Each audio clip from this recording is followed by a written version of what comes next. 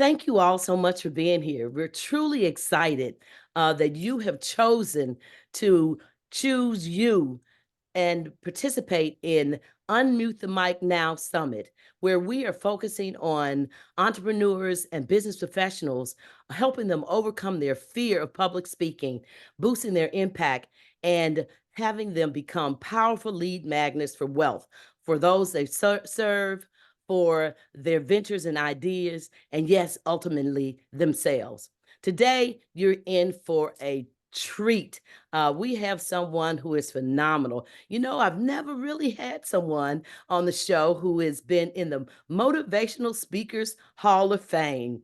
He's a phenomenal trainer, sales and performance coach, uh, an executive coach, and definitely a guy who knows how to bring the fire and the heat to the subject matter we're dealing with today.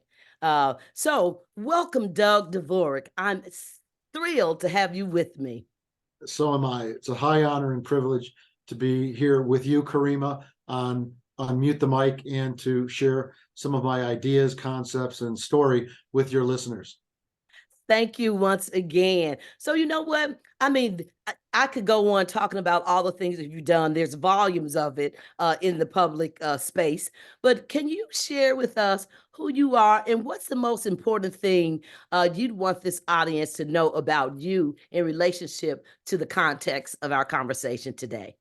Thank you, Kareemah. Well, I spent 20 years as a sales and marketing executive, primarily in information technology.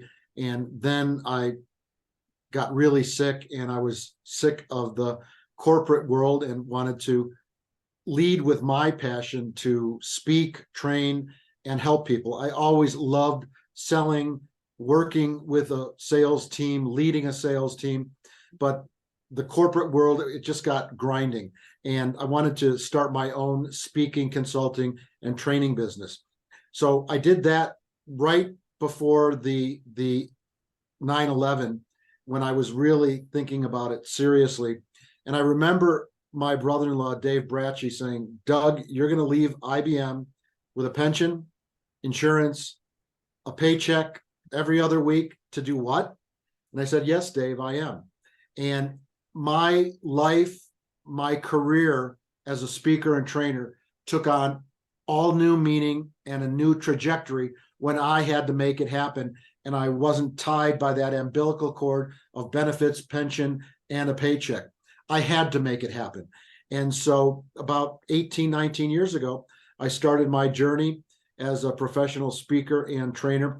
I was fortunate enough to have worked with one of the greatest speakers and trainers of all time, Roger Dawson. In fact, my company hired him back in the late 80s. He was a negotiation expert, and we became friends, and I loved his passion, his ability to travel around the world with different people and organizations. So he became my mentor. So in the context of Unmute the Mic, some ideas about, how your listeners can really take the leap and become a speaker or a trainer. He said, Doug, join the National Speakers Association, which I did.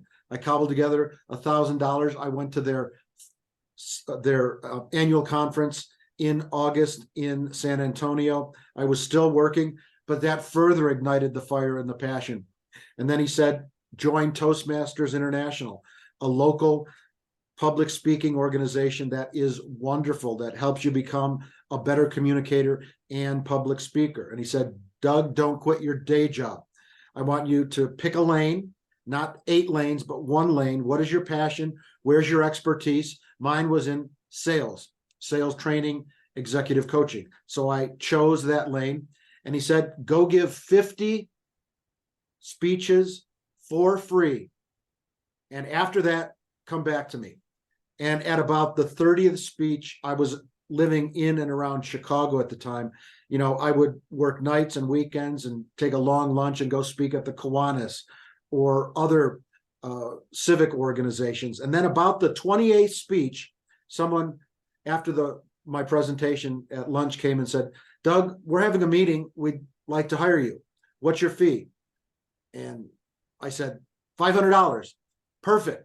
And that's how it started. And then it just snowballed from there. And it got to a point by joining National Speakers Association, by joining Toastmasters International, by picking a lane where I could add value and really make a living. That was the genesis of my speaking story. Wow. You said several things that really resonated with me. And one of them is how you started with the intention and how miraculous intention is, because that ultimately led to someone asking you, what was your fee? Just by you having the intention to move on. The other thing that you said is you chose a mentor. Can you talk to us about how important it is to have a mentor and a coach? A mentor and a coach is an unbelievable experience and relationship. There's an old adage in life: experience is a great teacher, but the tuition's too high.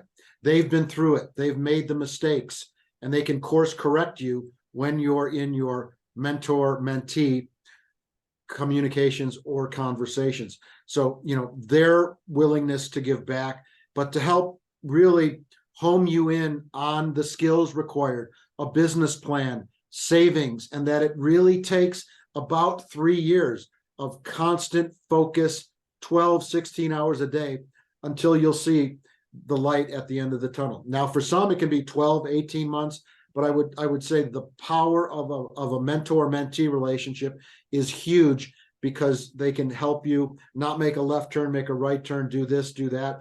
And for me, it probably fast path my career by many, many years.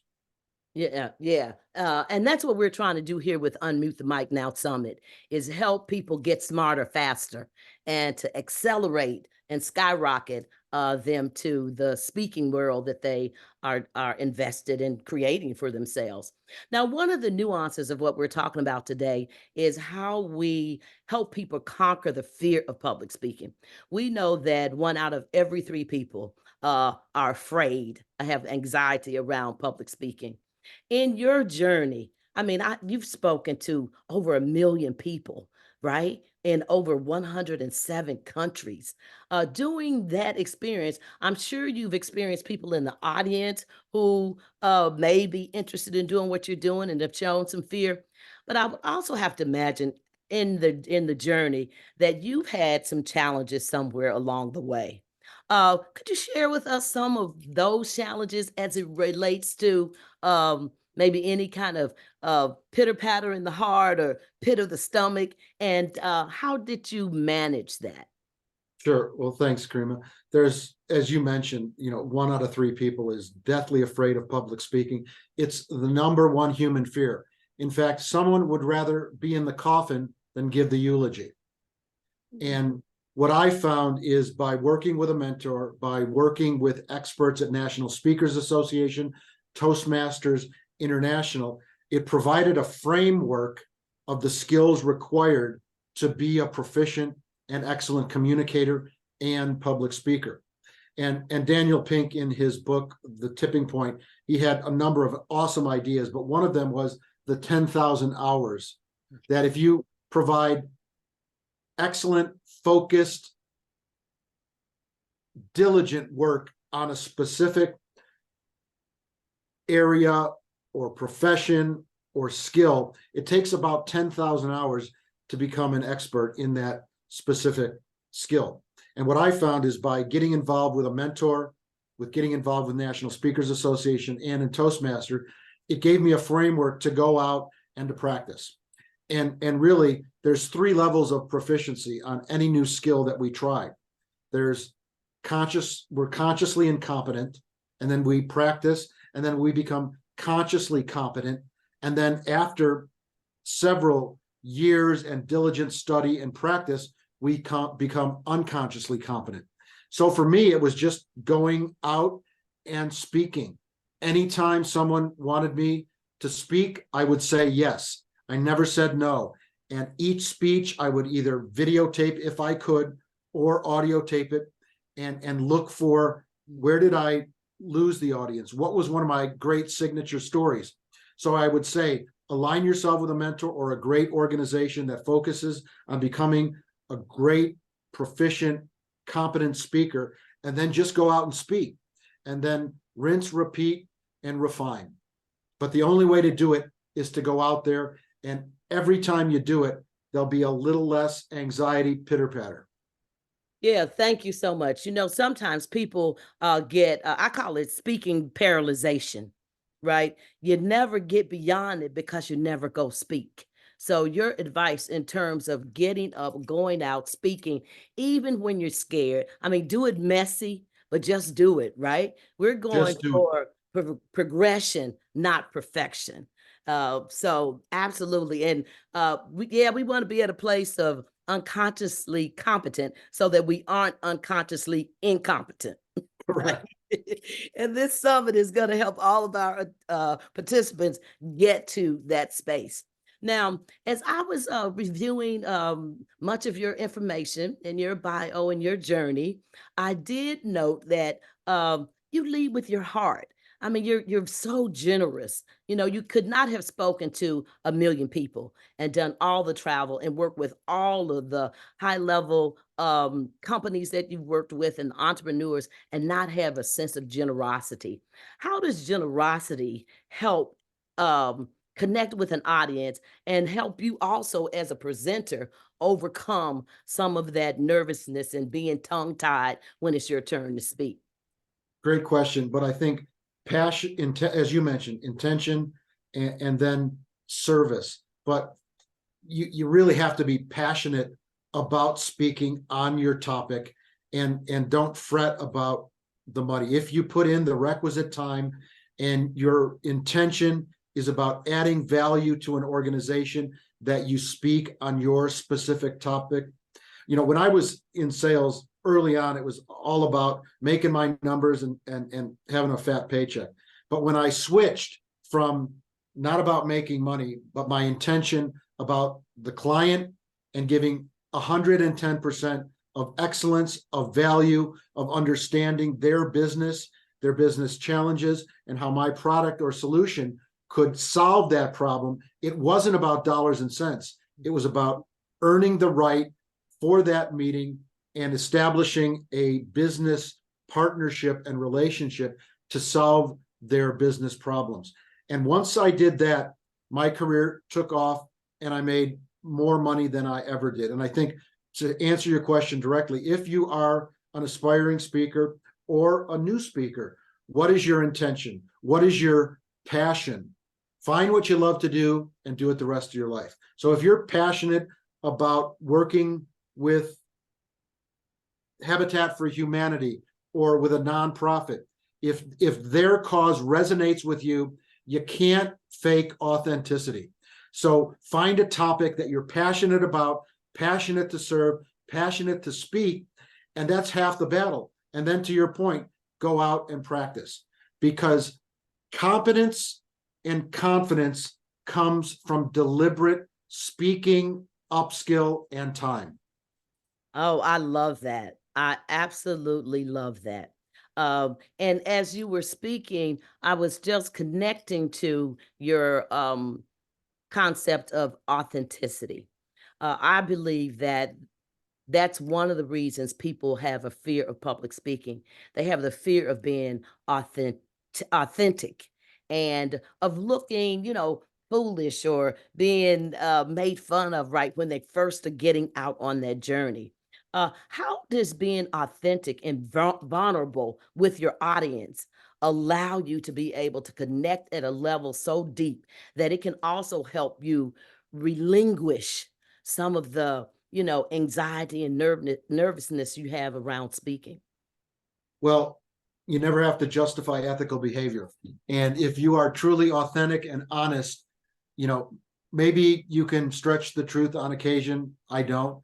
But if you come from a place of honesty and integrity and your message is truthful, they can see it in your intonation, how you present, and just your vibe as a person. People are too smart today. They have the BS sniffer. And I've seen some speakers that get on the platform, big egos. It's about selling books and products. It's about them. It's not about you, the speaker. It's about the audience and preparing for that presentation and just being good. And if you get good and then you get great, your phone will ring off the hook. And that's what I've found. And then one other Achilles heel for a lot of speakers, and I'm not going to mention the 3 or 4 international organizations that have life coach certification, speaker certification. If you write them a check and you go for a weekend, you're a certified speaker. Well, you can't be a great speaker by just paying $2,000 and getting a certification and then think you're going to be Martin Luther King or another competent speaker.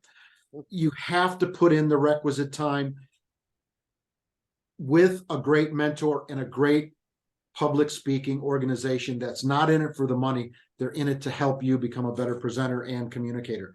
I see so many, and those 4 organizations combined certify over 100,000 speakers in this country every year.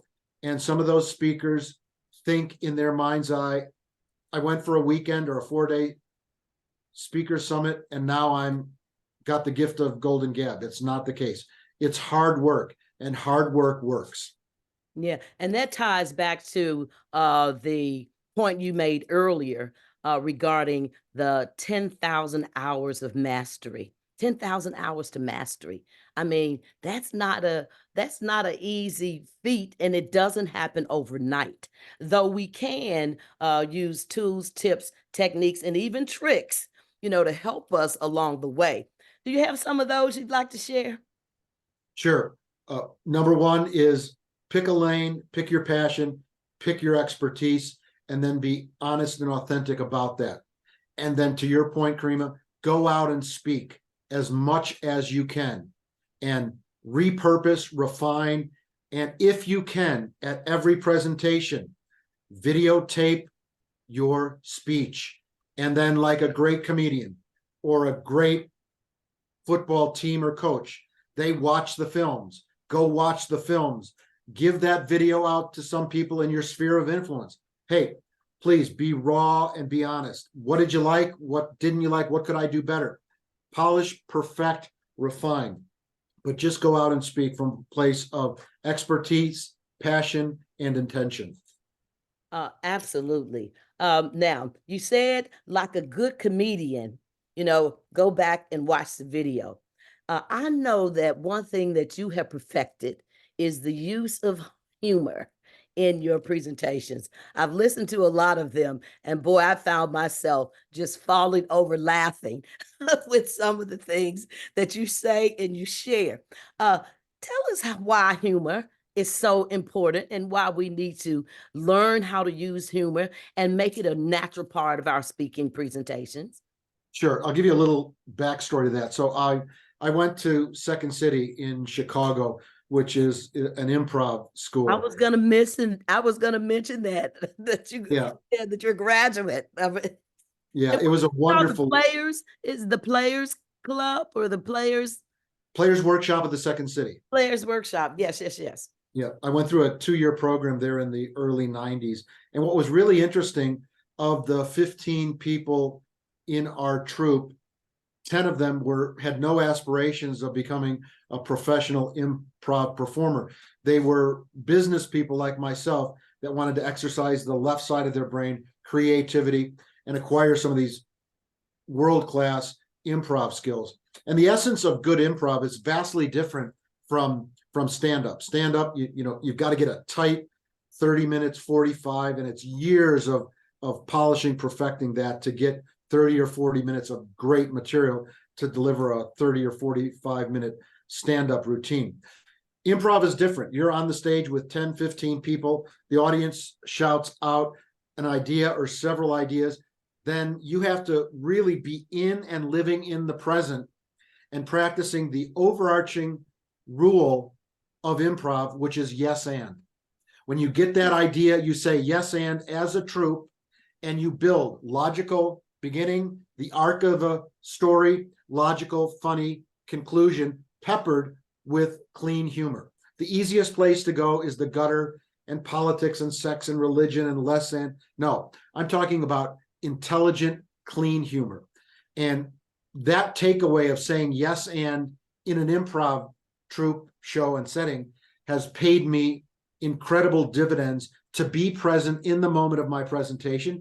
And when something funny occurs, making light of it, using self-effacing humor, but also it has to be clean. It has to be inclusive. It's not humor that makes people or organizations feel less than. And I think why humor is important today, you can look at both sides of the aisle, Fox or CNN, and is it really new? It's people shouting at other people, making them feel less than, and people are just sick of it. And if you can offer some inclusive, intelligent, funny experiences or humor, people are automatically gonna navigate to that, because there's not a lot of it. And if there is, it's making people feel less than, and there's 4-letter expletives, but people really want to laugh. Laughter is good for the soul, and a smile is always gladly returned. And like music, laughter is universal, right? Absolutely. So as you make people laugh, that relaxes the audience. But for people who have the fear of public speaking, do you think it can relax them as well? Absolutely. If you make a faux pas on stage or in front of an audience, acknowledge it, use some self-effacing humor, because while you're on stage, they're not, and they know how hard it is, because they're one of those 1 in 3 who never ever would want to be up there speaking. They'd rather be in the casket than give the eulogy. So people are forgiving, they are kind, and when you can use some self-effacing humor or inclusive humor that's smart and intelligent, they appreciate that. Yeah. So what tips do you have about storytelling? Because we know how important storytelling is, whether you are being a speaking to a large audience, a phenomenal presenter, a facilitator, or even leading a team. How does storytelling really help us ground ourselves and be connected to the audience? I think great stories have been experienced by the person telling the stories. They're actual events that happened in their life that they can spin a yarn, either funny or tragic or uplifting. And I think that those experiences that were tough for us, or joyous for us, or humorous for us, and they come from the heart, those are the most impactful. And then to add to that, practice, write them out, and actually videotape them in your home office so you can deliver them effortlessly and excellently. Yeah, I think you've given us some great tips and techniques about how we become a confident speaker who can really command the room and attention whenever it's our turn to speak. So that's been really, really exciting, and I've enjoyed our conversation here. What I want to ask you now is, why do you think it's so important, just in a freestyle, that we unmute the mic now? So unmuting this mic, you just want me to talk extemporaneously, or why Yeah, should people? you're freestyling. Why should people unmute the mic? Because obviously your passion for service and doing all the heavy lifting to come up with this unbelievable curriculum, which I don't know if it's fee or free, but from the friendly confines, comfortable confines of their own home, they can attend virtually and really get some ideas for some world-class speakers and communicators. I Yeah. would say unmuted definitely here, but attend this event, because my understanding, the resources are so deep and so germane to people who are considering putting a toe in the water of public speaking or building a speaking or training career. Go to where the experts are, where Kareemah has created this incredible faculty and curriculum for you to unmute the mic, and then really unmute the mic, unmute the mic, and go out and speak. Execution, you got to don't just attend, unmute the mic, go out and speak. Yes, and I'm really talking about unmuting the mic in the world. Thank you for, encouraging people to invest in themselves by attending here. I truly believe that uh, everyone has someone else assigned to their voice. And even though there are thousands of speakers, in the US and around the globe, for some people, they can only hear your voice. And if you aren't out there speaking and if you don't unmute the mic, so your voice can be heard by that 1, 2,000 of people who need just you, then we really are not doing our service in this world. So I am fully committed, as are you, to muting the mic so that we can serve in the capacity that God or whomever you believe is the creator who brought you here has designed for us to do. And so I thank you so very much for unmuting the mic as you travel and traverse the world. So everybody here, you are getting a real benefit by having Doug Dvorak speak and pour into your lives today around this so important topic of public speaking. So I know, Doug, you have a something that you're going to share as a gift to this audience. Could you tell us about that? Before I do that, there's probably the best book on speaking that impacted me. It's called Money Talks. I can't recall the author. I think it was Alan Weiss, perhaps, but you can buy it for $2 or $3 on Amazon or eBay. That's a great resource in concert with a mentor and National Speakers Association or Toastmasters International.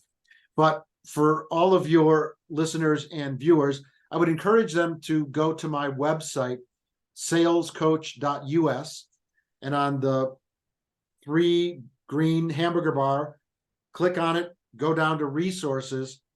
There's 8 free ebooks on sales, marketing, motivation, and there's a further 30 micro ebooks on every aspect of the sales and marketing process.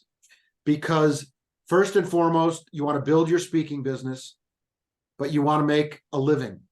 And don't forget the importance of a website, marketing, outreach, videos, testimonials. You've got to work, promote, and manage your business, your speaking career, in addition to going out and speaking. Give yourself some time, start slowly, don't quit your day job, make sure you've got a few dollars in the bank, but opportunities abound for any of you that really want to unmute the mic and start speaking more often and being more impactful. So go to salescoach.us, click on the down menu, resources, more books than you'll have time to read. Thank you. Yeah, and you know what? And we'll make sure that you have all of Doug's URLs and the links to get to those resources that he just described. You'll have access to that through the Unmute Your Mic site, as well as the emails and text messages that we'll send, because we don't want you to miss a thing. There's one other thing I really want you to share with the audience. I know that you're launching a new podcast starting April 15th, I believe. Yeah, Can you tell us how we can all tap into that, Doug? sure. The URL on that will be thebestsellerspodcast.com.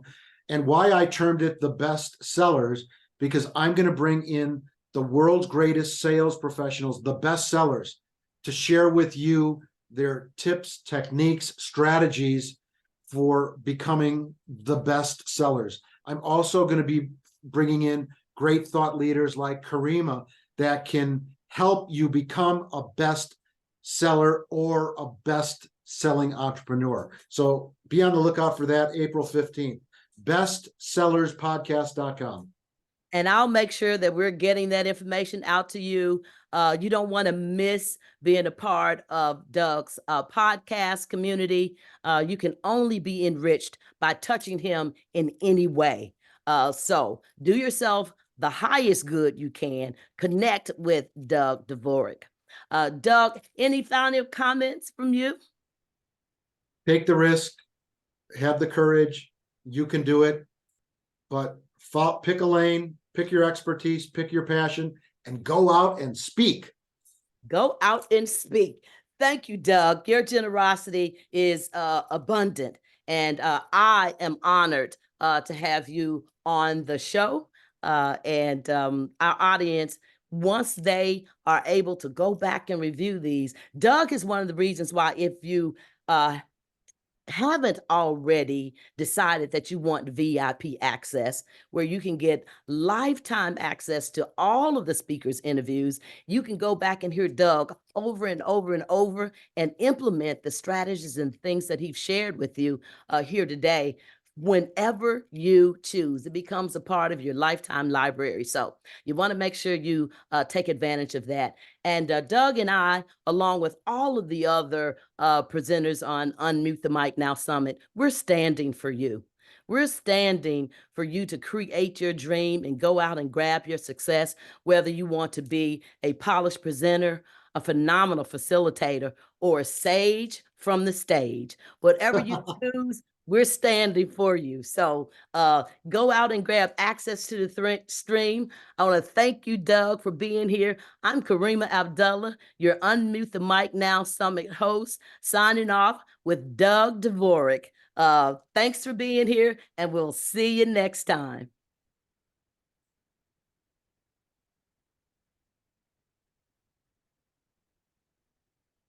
Well done, Kareemah. Well, thank you, Doug. Let me stop the recording.